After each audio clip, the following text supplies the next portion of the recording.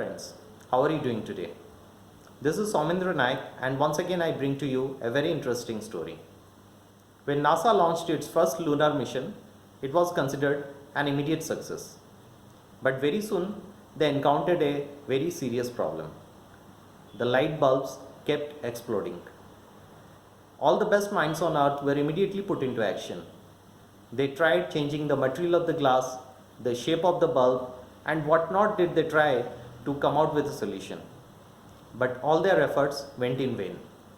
Suddenly, someday someone came up with a very bright idea. I literally mean a bright idea. In schools, as students of science, we have studied that our electric bulbs are filled with inert gases like argon. Have you wondered why? The main reason is because oxygen has to be kept out of it, which is considered as an unlimited source of combustion on earth. But why do you require a bulb or outer covering when in space? Because there is no oxygen at all in space. This small idea worked and it was a success. But have you ever wondered why it took so much time with so much trained and best brains of the earth to come out with such a simple solution? This is all about cognitive fixedness. So cognitive fixedness is a state of mind where it is easy and natural to consider things in a very particular way and assume things in that particular way so that it makes it difficult to see things in any other way. Our human brains are not trained to move out of this cognitive fixedness. This is a challenge that every organization faces. Have you ever considered convincing your HR head to omit a process in the process of recruitment? Or try convincing your supply chain head to accumulate a pile of inventory at certain point in the value chain just to avoid losing any sales in the market during the peak season?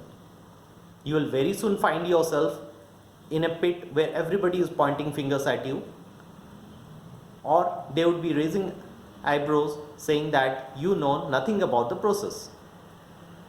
But any organization cannot be successful unless it is agile enough to move out of this cognitive fixedness. Let me enumerate 3 possible steps where we can actually encounter this cognitive fixedness and move out of it. The first step is selecting a team of people who are not like-minded. Many times we consider people who are like-minded in a team so that the decision making would be easy and we reach a conclusion faster. But different minds will bring in different perspectives to a problem, and they will come out with many possible solutions. The second step what I consider is about not being too much bogged down by the process or the protocol or what we call SOP in different languages or jargons of the industry. We should rather be focused and more emphasize on the solution or the output rather than focusing on the process part of it.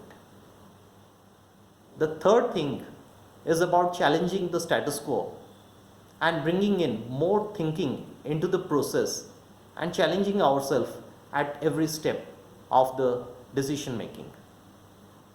So once we have all the 3 steps done together or one after the other, we'd rather see those decisions coming out which are more counterintuitive, which are unbiased and more viable in adverse conditions when the industry is more vulnerable. So these are the steps what we can do to come out of this anchoring thing which we call cognitive fixedness. Thank you.